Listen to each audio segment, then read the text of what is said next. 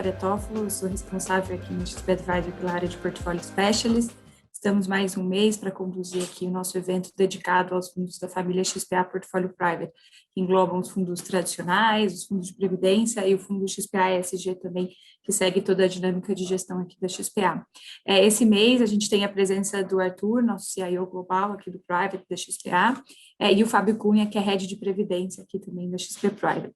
A ideia é a gente fazer uma dinâmica parecida com o que a gente vem conduzindo ao longo dos últimos meses, passar a nossa visão de cenário, né, tanto o que está acontecendo lá fora quanto aqui para o Brasil, depois mostrar para vocês como a gente tem traduzido isso na gestão dos nossos fundos, e depois entrar ali em resultados, a carteira, e o Fábio também trouxe alguns dados ali de previdência para passar para vocês, tá?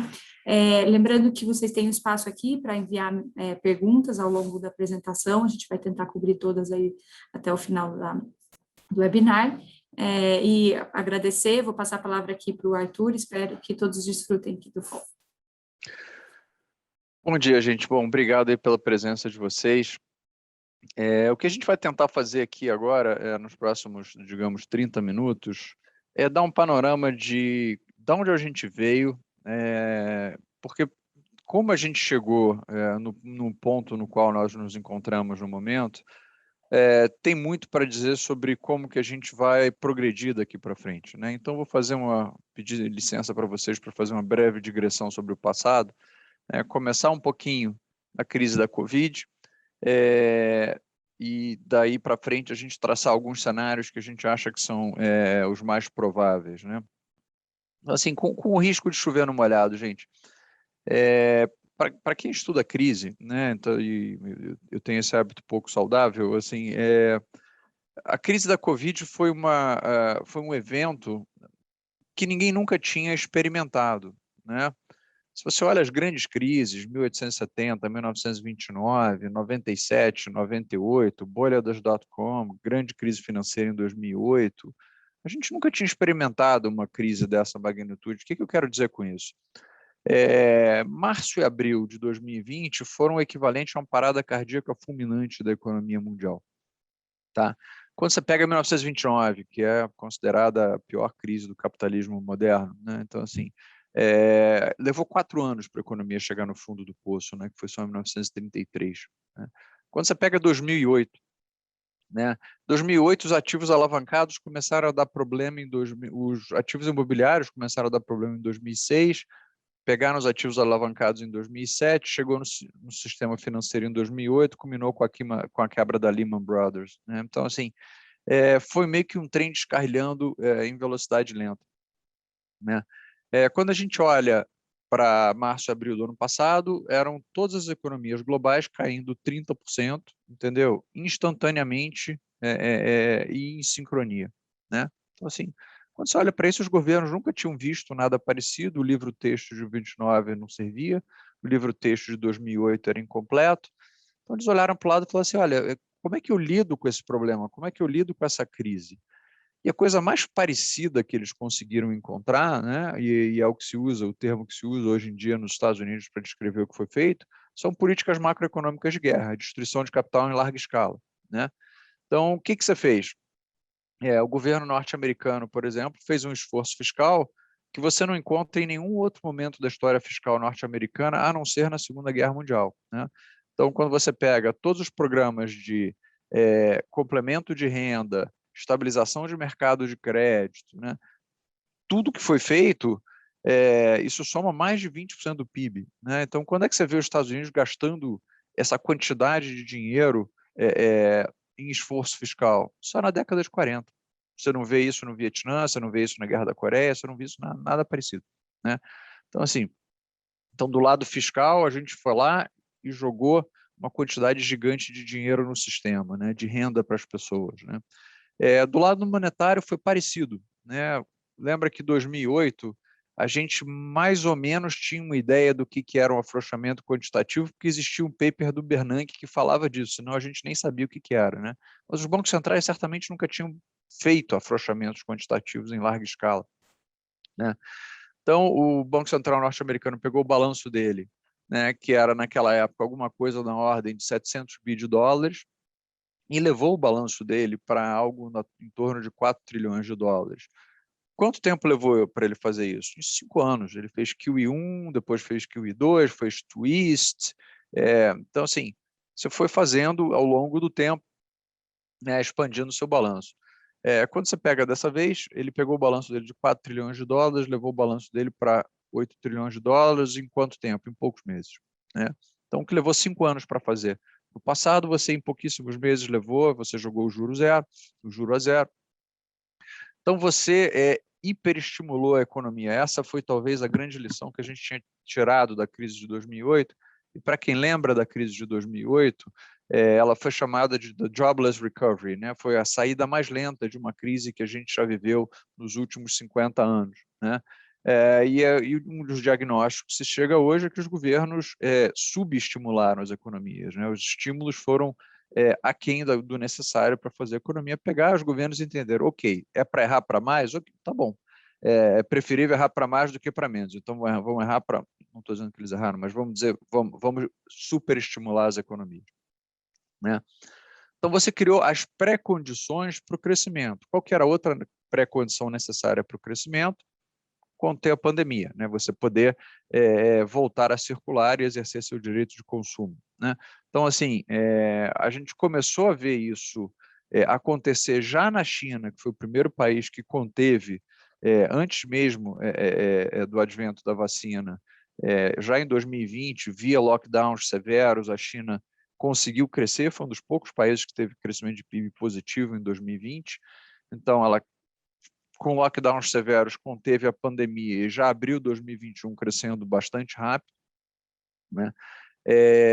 Os Estados Unidos, aí sim, com o advento da vacina, novembro, dezembro, começou a vacinar, começou a pensar em abrir a economia, começou a abrir a economia com essa quantidade gigante de estímulos, a economia saiu voando. A Europa tropeçou na saída, né, assim, especialmente no que diz respeito à vacinação.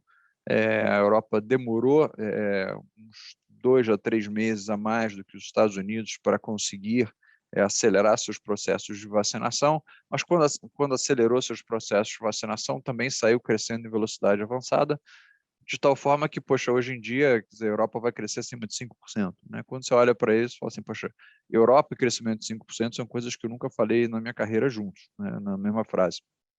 Né? Então, você tem um padrão relativamente claro, China, Estados Unidos, Europa, né? Que conteve a pandemia, estimulou, cresceu. Quando teve a pandemia, estimulou, cresceu. Quando teve a pandemia, estimulou, cresceu. Esse é um padrão relativamente esperado, né? É um padrão fácil de entender. Tem um padrão que é um padrão um pouco mais difícil de entender, que foi o padrão que a gente começou a observar nas economias emergentes, tá? Que era uma coisa essa assim inesperada, né? O PIB brasileiro do primeiro tri mostra isso, o PIB da Índia, do México, da África do Sul mostram isso, né? Países que não lidaram bem com o seu surto pandêmico, né, começaram a crescer de forma acelerada. Então, você teve o padrão, não resolveu a pandemia, não abriu, cresceu. Aí você fala assim, poxa, essa lógica para mim parece um pouco confusa. Né? Como é que eu consigo explicar economias fechadas crescendo? Né? E aí a gente tem algumas explicações possíveis. Você olha e fala assim, não, Brasil, África do Sul, isso é tudo ciclo de commodities, né? Então, assim, no fundo, o que está vendo é que a maré global está levantando todos os barcos e os produtores de commodities, como o Brasil, como a África do Sul, estão se beneficiando disso, né? Aí você fala assim, poxa, mas o México ele exporta commodities, mas ele exporta um pouquinho só, exportador líquido de petróleo, né? Não é muita coisa. A Índia é importadora líquida de petróleo. Então, o ciclo de commodities, ele explica alguma coisa, mas não explica tudo. Você fala assim, não, então é insurgência civil em larga escala. Né? Ninguém mais aguentava ficar 18 meses em casa, todos nós resolvemos sair de casa. Você fala, bom, então tem que explicar por que um camarada em São Paulo, um camarada, entendeu, Joanesburgo, um camarada em Mumbai, um camarada na Turquia, todos eles resolveram sair na mesma época, no mesmo, entendeu? Ao mesmo tempo. Você fala, poxa, Arthur, mas a natureza do ser humano é parecida, ninguém aguenta ficar 18 meses em casa. Você fala assim, pode até ser, mas isso não explica por que o PIB das empresas começou a surpreender para cima, né? O shopping em frente aqui a XP no primeiro trimestre do ano estava fechado, né? Então, o que de verdade explica, gente, eu fiz essa introdução, porque isso sim tem uma capacidade preditiva para a gente poder ver o que a gente vai esperar daqui para frente, é que eu acho que a gente passou os últimos 18 meses construindo uma infraestrutura, tá? E investindo maciçamente para gerar atividade econômica sem sair de casa. A gente construiu uma infraestrutura para criar PIB digital. O que eu quero dizer com isso? A gente investiu maciçamente em transmissão de dados, a gente investiu maciçamente em logística para quem trabalha com e-commerce, né? De tal forma que o PIB digital começou a substituir o PIB real. É uma substituição de 1 para 1? Não, gente, é uma substituição imperfeita, tá? Não é 1 para 1, não é a mesma coisa, mas não obstante, quer dizer, esse investimento todo que a gente teve no PIB digital nos permitiu exercer nosso direito de consumo de bens e serviços ficando em casa. A gente descobriu como gerar PIB ficando em casa, sem circular, né? Vou dar alguns exemplos.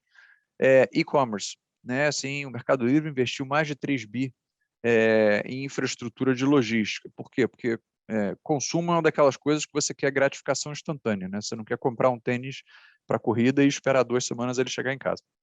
Então, assim, hoje em dia no Mercado Livre é virtualmente impossível você, nas grandes capitais do país, passar e não ter uma vanzinha amarela de entrega no Mercado Livre na esquina, né? Então, assim, você investiu maciçamente com leasing de avião, com uma série de outras coisas, para entrega no mesmo dia ou no dia seguinte, pelo menos nas grandes capitais, né? Telemedicina. Telemedicina não era regulado até antes da pandemia, né? Assim, meus filhos fizeram várias consultas com os pediatras sem sair de casa, dor de ouvido, tal, olha, passa uma prescrição de um antibiótico que é feita via WhatsApp, você chega lá na farmácia e o cara te entrega o antibiótico com a prescrição feita via WhatsApp, que antigamente era teoricamente não possível de ser feita, né? 2 outros exemplos, só para terminar aqui essa parte, que eram exemplos eminentemente presenciais, né, de atividade econômica eminentemente presencial. Restaurante, né, eu garanto que todo mundo aqui nesse call pediu nos últimos 18 meses o Rappi ou o iFood, né, a gente não podia ir no restaurante, mas a gente não queria deixar de comer nosso sushi preferido, então a gente pediu o Rappi ou o iFood, e talvez o exemplo mais marcante, recente, tenha sido, olha, o setor de mídia, né, que sempre foi um setor associado ao consumo presencial, cinema. Você olha para isso e fala assim, bom, a Viúva Negra, né, para quem tem filho novo, né, a série nova da Marvel, o filme novo da Marvel, né, ele foi lançado mais ou menos, deve ter uns 2 meses, alguma coisa nessa ordem. Ele faturou 157 milhões nas bilheterias, nos cinemas, nos lugares onde estavam abertos, nos Estados Unidos, por exemplo, e já faturou 60 milhões no Disney Plus, né, no streaming da Disney. Então, assim, cinema, que é uma coisa que eu pegaria meu filho mais novo, compraria um balde de pipoca, a entrada do cinema, uma Coca-Cola, e a gente veria o filme, a gente faz agora, entendeu? Paga R$ 30, entendeu? No Disney Plus, eu acho que foi isso, mesma Coca-Cola, mesmo balde de pipoca, entendeu? E exerce o nosso direito de assistir ao filme da Disney sem sair de casa, né? Então, a gente criou infraestruturas de PIB digital que substituem a infraestrutura de PIB real. Qual é a consequência disso, gente? Por que a gente fez essa introdução toda tão longa? A consequência disso é que, mesmo que a gente tenha, e vamos torcer para que os números, né, da variante Delta continuem melhorando no Brasil e no mundo, mas se a gente tenha uma mutação gama, epsilon, ou qualquer letra grega que se denomine, a gente descobriu um jeito de gerar PIB sem sair de casa, ou seja, o impacto econômico de novas mutações, caso elas venham a acontecer, e um vírus tem basicamente 2 objetivos na vida, né? Se multiplicar e mutar, né? Então, assim, quando a gente olha para isso, o impacto econômico de novas mutações deveria ser menor, né? Aqui eu estou falando um negócio que é absolutamente trivial, né? Quer dizer, o impacto econômico do surgimento do vírus foi, os PIBs caírem 30%, o impacto econômico que a gente está vendo agora da Delta nos Estados Unidos foi do PIB desacelerar de 6 para 4. Né? Então, assim, é como se o organismo econômico tivesse adquirido imunidade antes dos nossos organismos biológicos. Né? E a gente sabe que a economia é altamente adaptável, então, assim, isso era algo para ser esperado. Tá? Então, a gente estava nesse momento de crescimento acelerado do mundo, com os emergentes que não lidaram bem no início com a sua pandemia, o Brasil agora já acelerou seu processo de vacinação, outros lugares também. Então, a gente tinha um crescimento acelerado, só que agora com a seguinte característica, aí a Vicky vai colocar o primeiro gráfico para vocês, a gente está passando por um momento particular de crescimento global, que é a gente está... Chamar isso de normalização é um exagero, gente, porque a gente vai viver num mundo anormal ainda durante algum tempo. Mas a gente está vivendo com números menos anormais do que o passado. O que eu quero dizer com isso? A gente está passando pelo pico de crescimento do mundo. Né? Quando a gente olha para os dados de crescimento do mundo, a gente estava vendo um mundo que cresceu super acelerado, entendeu? Os Estados Unidos ainda crescendo acima de 6, esse tipo de coisa, e agora a gente vai ver um crescimento menor, que é absolutamente normal. Tem uma parte desse crescimento que é normal, tem uma parte desse crescimento que é anormal, que são as restrições de oferta, a gente vai falar delas daqui a pouco. Mas é uma economia que cresceu muito rápido, mas que não consegue crescer nessa velocidade. A velocidade de cruzeiro da economia norte-americana, o chamado PIB potencial, não é 6,5 nem de perto. Então, quando a gente olha para isso, a gente vê que a gente está passando pelo pico de crescimento. A China já passou pelo pico de crescimento, a gente vai falar de China um pouquinho daqui para frente. Estados Unidos, Europa, estão todos passando pelo pico de crescimento. E esse é um momento que leva um pouquinho mais de instabilidade nos mercados. Por quê? Porque quando a gente olha picos de crescimento, quando você passou pelo pico de crescimento, é que nem você está no topo da montanha-russa, dá aquela sensação de, entendeu, de frio no estômago. Por quê? Porque você vê o PIB desacelerando e você não tem certeza se essa desaceleração vai ser de 6 para 4 para 3, ou se ela vai ser de 6 para 2 para 0. Né? Então, assim, você não tem muita certeza da magnitude da desaceleração. A gente aqui na XP acredita que a desaceleração ela vai ser a parte da demanda da desaceleração. Depois a gente vai falar um pouquinho da parte da oferta. Mas a parte da demanda da desaceleração, ela ainda tem elementos que nos permitem ficar relativamente otimistas. Tá? Quando você olha, por exemplo, para os Estados Unidos, né, e ficar otimista significa antever algum nível de crescimento acima do potencial durante algum tempo. Tá? O que eu quero dizer com isso, gente? Quando a gente olha para o PIB, para os componentes de crescimento norte-americanos potenciais, né? Consumo, né? Vamos olhar como é que está a saúde do consumidor, né? O Banco Central norte-americano, o Fed St. Louis, né? Ele faz uma conta extremamente simples, que é qual o excesso de poupança que existe no consumidor americano hoje em dia, tá? E a conta é fácil. Quanto foi dado de Corona Voucher, quanto foi consumido, por definição, um menos outro é poupança, né?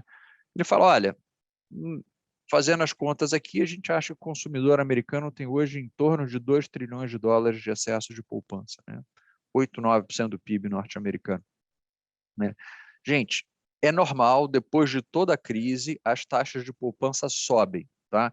Então, assim, eu não estou dizendo que o consumidor norte-americano vai sair que nem um maluco e a gente vai ter um crescimento do consumo de equivalente a 8% do PIB norte-americano. Né? Você pega 1929, você teve uma geração inteira, entendeu? Que ficou poupando acima de 10% durante 20 anos. Né? Então, assim, porque você toma um susto, você fala, poxa, eu quase perdi o emprego, ou perdi minha fonte de renda, não quero, esse dinheiro que está guardado aqui vai ficar guardado para um dia mais chuvoso. Né? Então, assim, mas ao longo do tempo, quando a crise vai se dissipando, o consumo vai voltando. Então, você tem 2 trilhões de dólares de dinheiro para transformar em consumo ao longo do tempo, caso você assim deseje, né? O caso o consumidor norte-americano assim deseja. Né? As empresas, né? Tem um grande banco norte-americano que todo trimestre solta o seu relatório trimestral de saúde empresarial, né? E ele fala, olha, as empresas norte-americanas, acima daquele nível de caixa que elas precisam para suas operações normais, capital de giro, esse tipo de coisa, está sobrando alguma coisa entre 2 trilhões e meio e 3 trilhões de dólares no balanço das empresas. Então, as empresas norte-americanas, caso elas desejem entrar num ciclo de investimento para satisfazer um aumento de demanda, elas têm capital para fazer isso, né?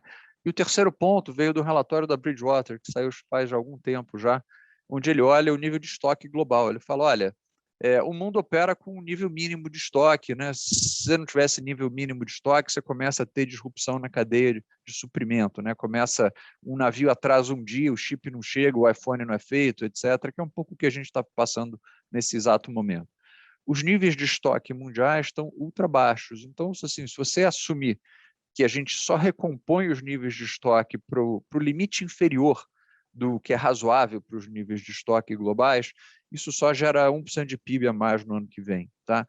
Sim, de novo, isso é não recorrente, não é que a gente vai gerar 1% de PIB todo ano, é só 1% de PIB a mais no ano que vem, mas já é um crescimentozinho razoável que pode vir via recomposição de estoque. Então, você tem consumo, investimento e estoque, são três grandes coisas que podem suportar o seu crescimento acima do potencial durante algum tempo. Tá? Então, acho assim, quando a gente pensa nisso, quando a gente pensa no crescimento norte-americano, no crescimento global, a gente ainda é relativamente otimista. Poxa, Arthur, e aí olhando o gráfico seguinte, mas esse crescimento está vindo com uma característica indesejável, que é a inflação. Pode pular a página, Vicky, por favor. Verdade, né? O que a gente está vendo no mundo é uma demanda que se manteve relativamente alta e a interrupção das cadeias de produção, ou seja, a gente parou de produzir e as pessoas não pararam de consumir. Então, os estoques foram para níveis baixos, como a gente acabou de falar, e está faltando produto. E essa falta de produto, que a gente chama em economias de choque de oferta, está levando que a inflação no mundo inteiro, isso não é só um fenômeno brasileiro, a gente vai discutir que no Brasil isso é um pouco pior, mas está levando que a inflação no mundo inteiro seja mais alta, né? O Banco Central norte-americano está apostando que o perfil da inflação é esse perfil que a gente está vendo aí no gráfico de cima, que é um perfil de uma corcova. Ou seja, cara, é choque de oferta, a Toyota não consegue um chip para fazer o Corolla, enquanto ela não consegue o chip para fazer o Corolla, o preço do carro usado sobe e o preço do Corolla também sobe. Assim que se normalizarem as cadeias globais de produção, a gente vai ter um arrefecimento do processo inflacionário, né?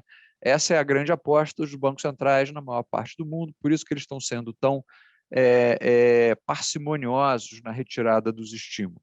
Tá? Então, quando a gente olha para isso, a gente acredita que esse seja o cenário mais provável? Olha, esse é um cenário possível. O que a gente não sabe, gente? Vamos reconhecer aqui a nossa ignorância.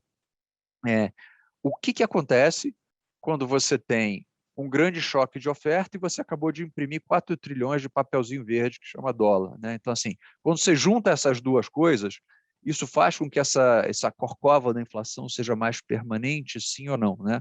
O Banco Central norte-americano está no campo de que não vai ser permanente, assim que a gente voltar a produzir, essa inflação cai, ela não vai ter nenhum efeito mais duradouro, nenhum efeito mais inercial. Essa é uma grande dúvida. É uma dúvida tão grande, se você olhar, e os gráficos de baixo, eu sei que eles parecem confusos, mas eles são os famosos dot plots, né? Que é a previsão de taxa de juros dos membros do Comitê de Política Monetária norte-americano, o FOMC, né? Então, eu queria chamar a atenção de vocês para 2022, tá?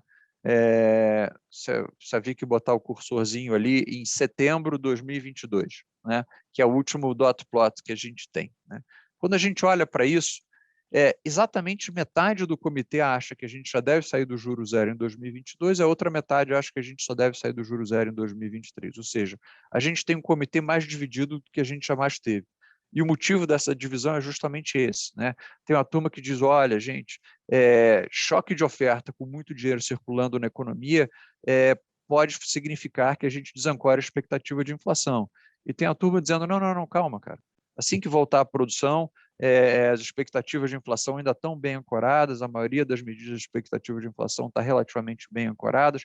Assim que voltar à produção, todos aqueles efeitos desinflacionários que estavam acontecendo na economia global, que tem a ver com tecnologia, tem a ver com consumo de bens digitais, vão voltar a se manifestar de forma forte. Então, a gente não precisa subir os juros em 2022, não, a gente pode subir os juros só em 2023. Tá? Você passa mais um gráfico, Vic? Mas uma coisa está certa, a gente vai diminuir o tamanho dos estímulos, isso já foi dito para a gente pelo Banco Central norte-americano, pelo Chairman Powell, né?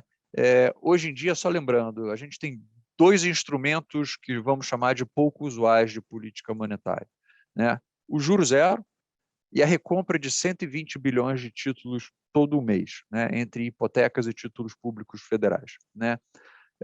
O Chairman Powell já falou para a gente, falou, olha, turma, a gente vai começar a diminuir o tamanho dessa recompra.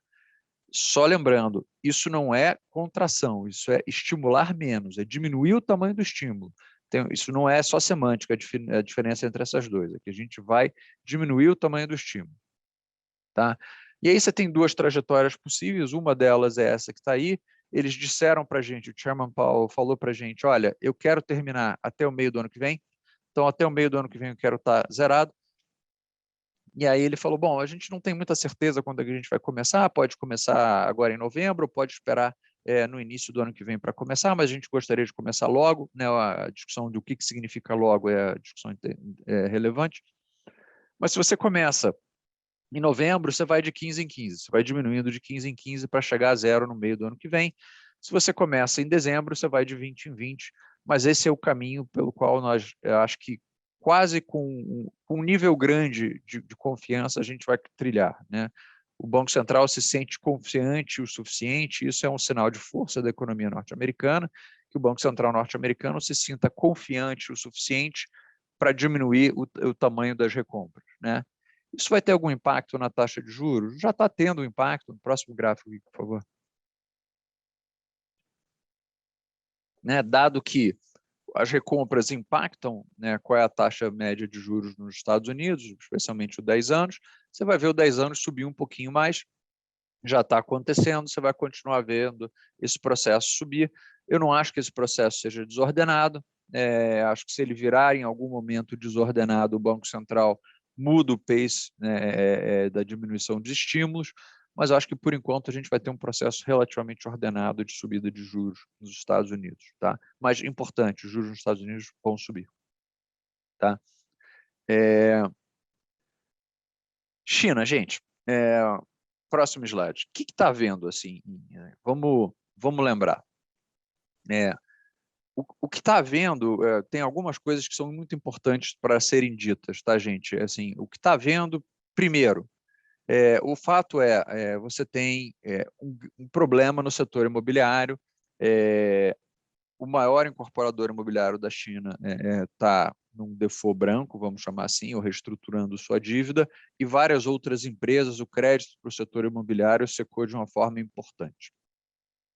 Como é que a gente chegou onde a gente chegou e por que isso é importante? Tá? Primeiro, é importante lembrar que a gente chegou aonde a gente chegou por medidas adotadas pelo próprio governo, ou seja, isso é política de governo, isso não foi um acidente. Tá? Só lembrando, a China, como todas as economias, hiperestimulou, né, durante o pico da Covid. O que uma empresa como a China Evergrande pegou? Ela pegou esse dinheiro barato e começou a comprar clube de futebol. Ela contratou o Hulk, que já voltou para o Atlético Mineiro, comprou uma fábrica de água mineral, começou a fazer investimentos pouco prudentes. Né? Ao mesmo tempo, todos os incorporadores imobiliários na China pegaram esse dinheiro barato e promoveram um boom imobiliário. O setor imobiliário na China estava crescendo 20% ao ano. O governo chinês, que é um grande estudioso da história, olhou para isso e falou, puxa vida, gente. E aí ele olhou para o exemplo do Japão e falou, poxa, quando você deixa uma grande bolha imobiliária surgir e ela fica grande o suficiente e ela estoura, né, o que acontece é que você passa 20 anos sem crescer, foi o exemplo japonês. Então vamos fazer o seguinte, vamos começar a pisar no freio devagarinho. Então desde outubro do ano passado, ou seja, tem mais ou menos um ano, o governo chinês vai pisando aos poucos no freio e chega uma hora que a empresa mais alavancada, que era a Evergrande, bateu no muro. O tamanho desse problema é grande? Gente, o tamanho desse problema é muito grande, são 300 bilhões de dólares, é 2% do PIB chinês. Tá? Então, assim, é bem relevante o que está havendo. Né? Isso vai ser um momento Lehman, todo mundo escreveu, vários caras escreveram, olha, é o momento Lehman, olha o tamanho tal. Não acho que vai ser o momento Lehman. Tá? Por que eu não acho que vai ser o momento Lehman?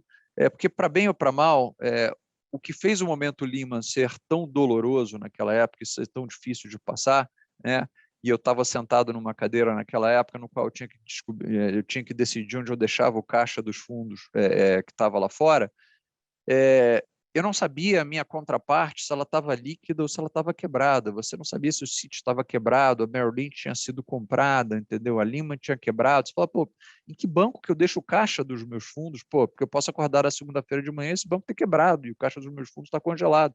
Então, assim, você tinha um risco que a gente chama de risco de contraparte no sistema que não estava mapeado. Ninguém sabia quem estava solvente e quem não estava solvente, né? Na China, esse risco de contraparte não existe. Por quê? Porque é tudo partido, é tudo o governo, né? Os 5 grandes bancos chineses, né? Você fala, pô, qual é a chance do Agricultural Bank of China não tomar nenhuma perda? Ele vai tomar uma perda. O International Commerce Bank of China vai tomar perda para a Evergrande? Vai tomar uma perda na Evergrande. Qual é a chance deles? Primeiro, eles têm uma alavancagem que é muito menor do que os bancos americanos tinham durante o momento Lehman. Eles estavam 30 ou 40 vezes alavancados, né? Então, os bancos chineses são bem menos alavancados. E segundo, a contraparte de última instância é sempre o governo, né? O Banco Central imprime dinheiro, joga dentro do sistema bancário e manda o sistema bancário fazer com que esse dinheiro circule, né? Então, assim, isso significa que não existe a chance de um erro de política monetária? Não, existe a chance de um erro de política monetária. O governo pode errar, né? Mas você tem que supor, para que exista um congelamento total do crédito, como existiu no momento Lehman, né, durante 2008 e 2009, você tem que assumir que vai ter um erro de política econômica. É possível? É. É o cenário mais provável? Não sei se eu apostaria nisso como sendo o cenário mais provável ou não. Não obstante, gente, é importante saber, a China vai passar, porque o setor de construção é mais de 20% do PIB, ela vai passar por uma desaceleração importante, já está passando e vai continuar passando por uma desaceleração importante. Porque lembra, dentro da cabeça do partido, né, o nível ideal de crescimento do setor imobiliário é alguma coisa entre 5% e 10%, dependendo do ano, que é o que você consegue absorver de imigração campo-cidade, é o que você precisa gerar de novas moradias, etc. Você estava crescendo 20%, você tem que crescer 5%.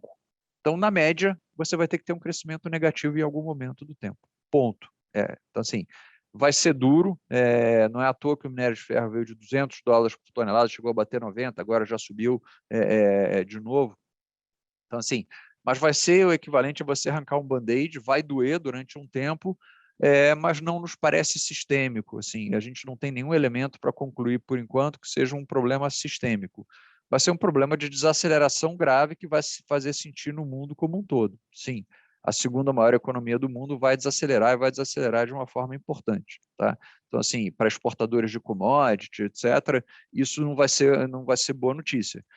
Mas isso significa que a China vai entrar numa crise de crescimento, etc. Depende do que você chama de crise de crescimento, né? Para quem está acostumado a crescer 6, 6,5%, crescer bem menos que isso, crescer 2% ou crescer um trimestre, alguma coisa assim, um trimestre, né? Não estou falando de forma sustentável, não, tá? É ruim, né? É ruim para os exportadores de commodity, é ruim. É sistêmico? Por enquanto, ainda não tem nenhum elemento para decidir que isso seja sistêmico, tá? Bom, gente, e olhando para isso, se você olhar para o... tem um próximo gráfico que te mostra isso também, né? Quer dizer, assim, quando você olha o preço das commodities, né? O preço das commodities ligado à construção civil chinesa indica isso, mas o preço do resto das commodities indica que o mundo não tem ainda um problema de demanda agregada, né? Que a história de estagflação que muita gente tem falado, eu concordo bem mais com a parte inflação do que com a parte stag da coisa, né? A parte stag tem mais a ver com choque de oferta.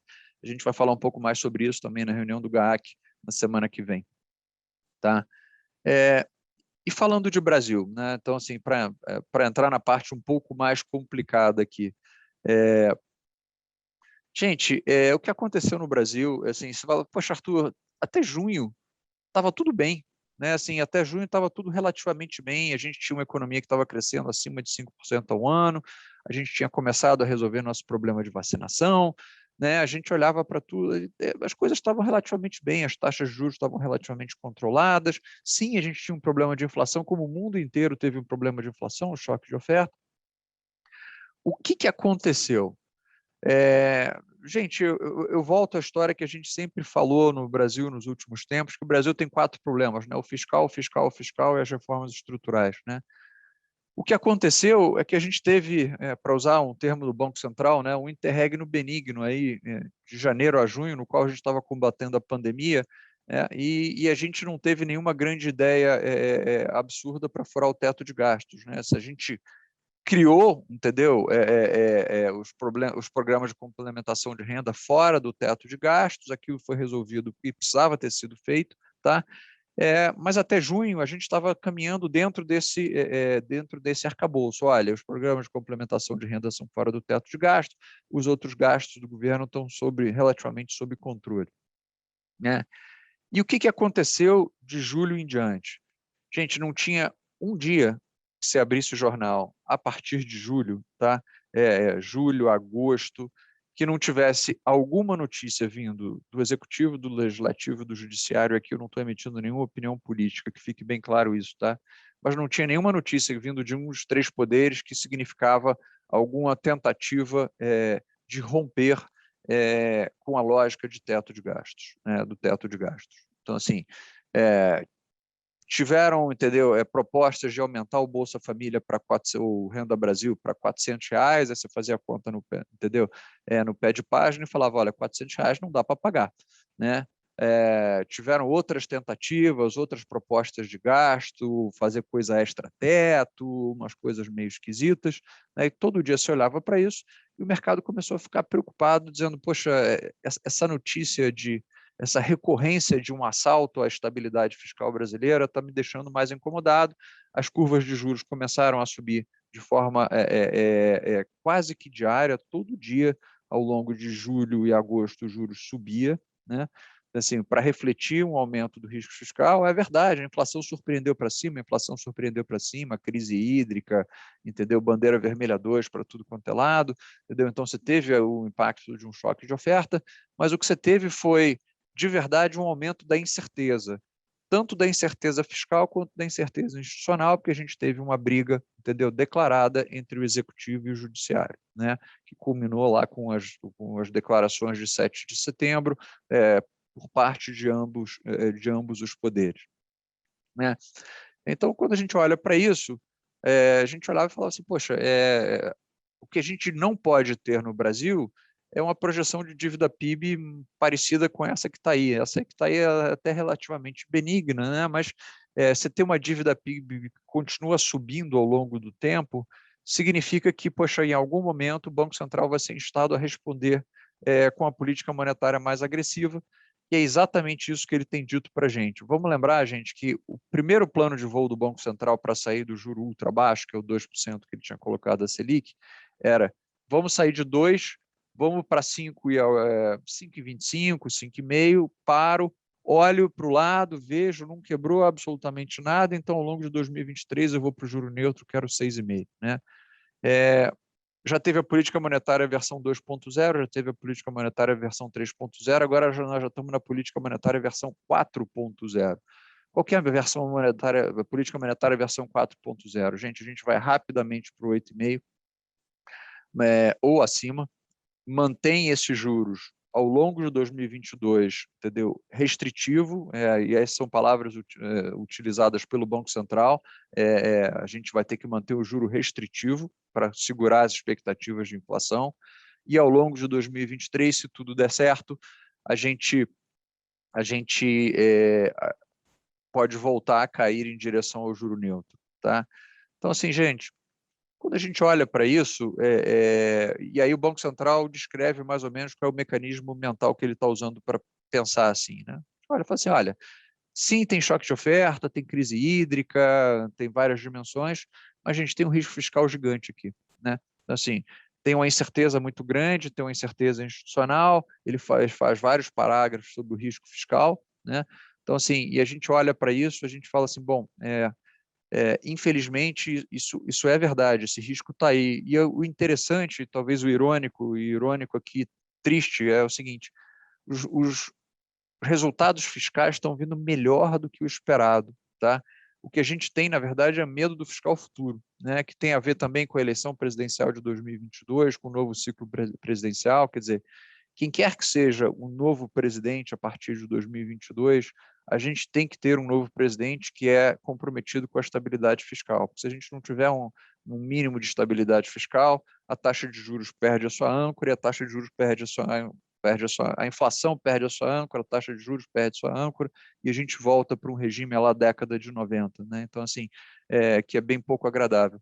Então, assim, gente, a gente tem que ficar agora preocupado um pouco com o que vai acontecer, entendeu? Com o fiscal.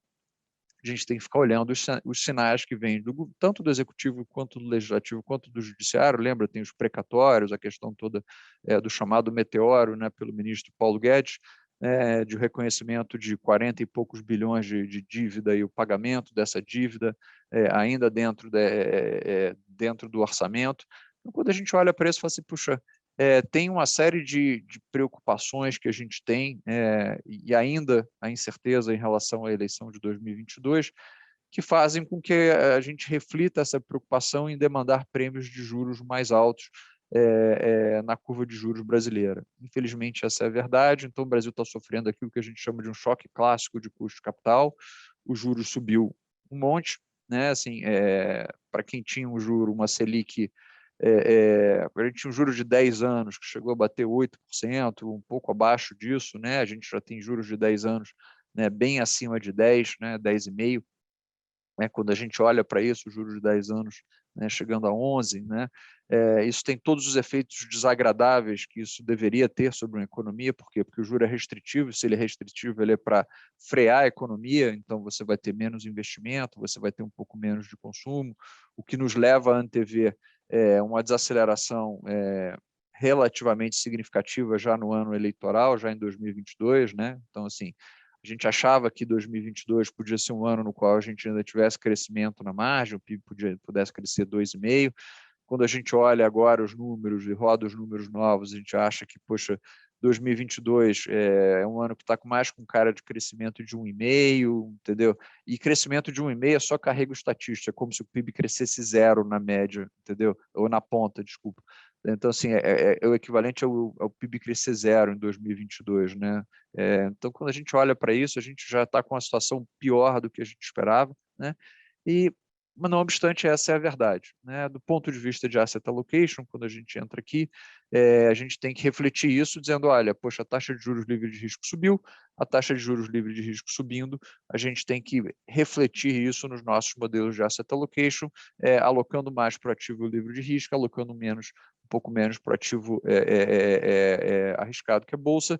A Bolsa já caiu, já abriu prêmio de risco de novo, então, assim, tem uma certa discussão de qual que é o tamanho do equity risk premium, mas ainda assim, numa situação não tão agradável quanto a gente gostaria de estar. Deixa eu só passar antes, talvez, só a nossa alocação final, né, recente aqui das últimas semanas, e os resultados, e a gente já entra aqui, tem algumas perguntas mesmo. Só para traduzir um pouco, então, acho que o que o Arthur comentou, acho que, primeiro, um dos fundamentos aqui da nossa gestão é a diversificação de classes de ativos, de regiões, de estilos, né, estratégias de gestão que a gente utiliza dentro dos fundos aqui da família XPA Portfólio Private. Então, a gente mantém uma alocação, né, tanto em ativos de renda fixa, a gente veio ao longo dos últimos anos, né, como o próprio Arthur diz, dado a atratividade desses ativos, né, das taxas agora, dado todo o movimento de mercado, reajustando essa posição, e, por outro lado, montando algumas defesas, né, para esse momento mais turbulento que a gente tem vivido, principalmente do lado de Brasil, tá? Então, basicamente, em relação ao último mês, a gente não fez grandes alterações de asset allocation, lembrando que, né, mês passado a gente já tinha diminuído um pouco a estratégia de multimercados, incluindo, né, também novos fundos, novos estilos aqui de gestão. A grande diferença que foi intramês, né, lembrando que aqui não necessariamente a gente precisa esperar o fim do mês para tomar alguma decisão, foi a nossa parcela de renda variável, né, lembrando que os fundos têm alocação em gestores terceiros, né, que fazem ali um trabalho de gestão ativa, então buscando, mesmo com essa turbulência no mercado acionário também, Arthur comentou um pouco, né, toda essa realização que a gente já viu em função de incertezas lá fora e aqui, a ideia é carregar como investimento de longo prazo, né, carregar em gestores, em empresas onde a gente realmente acredita na sustentabilidade no negócio, na geração de valor no longo prazo. E aí, para o curto prazo, né, para a gente se defender ou pelo menos amortecer dessas quedas que a gente tem monitorado, que a gente tem acompanhado, a gente utiliza de estruturas táticas. Então, no mês passado, a gente começou com uma estrutura num nível até superior, aqui em 113, 110 mil pontos, com essa queda que teve ali no mês de setembro, essa estrutura entrou no dinheiro, a gente agiu rapidamente aqui, eu acho que de uma forma assertiva, que a gente conseguiu, então, defender parte dessa queda, e a gente reajustou essa nova proteção aqui para um patamar um pouco mais baixo, entre 108 e 103 mil pontos, tá? A gente sempre recebe questionamentos sobre essas estruturas táticas, tá? Essa daqui, por exemplo, vence, que a gente tem atualmente, vence agora no final do mês, início de novembro, não necessariamente a gente precisa carregar isso até o vencimento, tá? Depende muito da dinâmica do mercado, diariamente a gente discute aqui, monitora as perspectivas e a gente pode tomar decisões caso a gente esteja mais preocupado, aumentar essa proteção, ou também desacelerar, caso seja o contrário, tá? Então, essa foi uma estrutura mais tática que tem funcionado bastante aí ao longo das últimas semanas. Outras estruturas táticas, e é engraçado, né? Porque tem algumas estruturas táticas que são mais rápidas mesmo, né? Que duram semanas, ali, dias, semanas, e outras que eventualmente vão permanecendo no portfólio em função, né, da dinâmica dos mercados, da economia de maneira geral. E aí, dentro do tático, e obviamente isso explodindo aqui para todos os fundos, a gente mantém uma posição tomada em juros americanos, que a gente montou lá em dezembro, né, para quem acompanha a gente aqui há bastante tempo, a gente entrou ali a Treasury de 10 anos, estava rodando 0,90, então a gente pegou boa parte desse movimento. É claro que teve uma desaceleração aqui no nível da taxa nos últimos meses, mas a gente acredita, né, como o Arthur mesmo colocou, no movimento gradual, né, uma reação ali, né, do Banco Central americano, e aí acaba servindo tanto como uma defesa, né, caso a reação dos mercados lá fora, uma subida de juros até mais rápida do que eventualmente esperado, serve aqui também como uma proteção. E de maneira geral, se ele fizer isso gradualmente, tem espaço para esse juro subir, né, ali que está rodando 1,5%, subir para 1,75%, 2%, a gente também se beneficia desse movimento.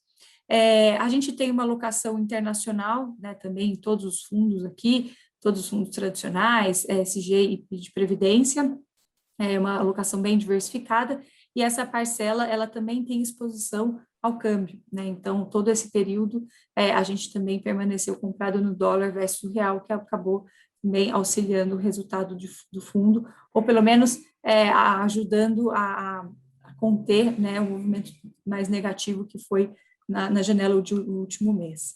Aqui colocando para vocês, como eu mencionei, uma exposição super diversificada em países, né, regiões. É claro que tem um peso maior nos Estados Unidos, mas bem diversificado, a gente tem Ásia também, e aqui também lá fora em gestores ativos, tá, que também estão tomando decisões, então a gente tinha pouca participação em setores que sofreram mais com os eventos recentes. Aqui, como a gente pode ver, a questão setorial. E aí, só antes de entrar no resultado aqui, a mudança que a gente tem implementado, né, ao longo dos últimos 2 meses, na parcela de multimercados. Então, acreditando ainda que a dinâmica de mercado, tanto aqui no Brasil quanto lá fora também, deve permanecer bastante volátil, né? Acho que setembro já foi um bom exemplo disso, e eu estou falando isso para os próximos meses, agora até o final do ano, o ano que vem também, a gente tem incorporado novos estilos de gestão para descorrelacionar das nossas estratégias, principalmente para diminuir o risco idiosincrático aqui de Brasil. Então, a gente adicionou em todos os fundos, tá, da família, as hedge funds globais, então, estratégias descorrelacionadas que têm uma dinâmica de gestão diferente e ajuda aqui a controlar o risco. Falando um pouco de resultados, aqui depois a gente compartilha, tá, esse material com todo mundo, são as alocações por nível de risco de todos os fundos. Falando um pouquinho de resultados, né? Aqui a gente tem da família tradicional, depois tem da família Prev e até o Fábio tem algumas informações. Mas, basicamente, setembro foi um mês um pouco mais desafiador, né, para os fundos. A gente vê que os fundos mais conservadores, né, que estavam mais concentrados principalmente em renda fixa pós, que é o nível de risco 1, teve uma performance positiva, né, com esse nível de juros subindo, e os portfólios mais diversificados que têm, né, um maior nível de risco, acabaram sofrendo levemente no mês de setembro, mas ainda assim, quando a gente vê, né, a performance no ano, a gente está falando de resultados positivos, né, aqui acima de 1%, 1,5%, e 3% até um nível mais conservador. É claro que acho que é um resultado satisfatório pela dinâmica que a gente vem acompanhando ao longo do ano, né? Se a gente pegar essa mesma janela, a bolsa está caindo mais 6, 7%, os índices de renda fixa, muita gente só atrela a parte de renda variável, mas os índices de renda fixa, né, com toda a abertura de juros que a gente acompanhou, que o Arthur mostrou ali, estão caindo no ano 2, 3 por 2,5%, mais ou menos, como é o caso do IMAB. Então, nessa dinâmica desafiadora que a gente tem tido, principalmente aqui de Brasil, acho que essa dinâmica de diversificação, desses ajustes táticos, tem sido efetivo. É claro que muita gente questiona a gente aqui, poxa, o resultado está abaixo da inflação. Eu acho que hoje, esse ano, não vai ter nenhum resultado, nenhum fundo ou alguma classe específica aqui que vai ganhar da inflação, né, que está alcançando aí 10% ao longo dos últimos 12 meses, mas sempre a gente vai ter, né, um indicador que vai puxar mais, e aqui a gente está falando de um portfólio diversificado, que tem um viés de longo prazo. A gente acha que com esses ajustes, né, do próprio Banco Central, você tem espaço para conter essa inflação para os próximos anos. Então, é um portfólio, né, que tem essa dinâmica e esse horizonte mais de longo prazo. Então, dado tudo isso que a gente tem acompanhado, tanto os fundos tradicionais, o fundo XPA-ESG aqui que a gente lançou também recentemente, completou 6 meses, e os próprios fundos de previdência, né, você vê que estão com a mesma dinâmica de resultados bem positivos ao longo do ano, tá? Então, acho que mesmo nesse ambiente desafiador, a gente tem conseguido sustentar aqui a gestão e o resultado dos fundos.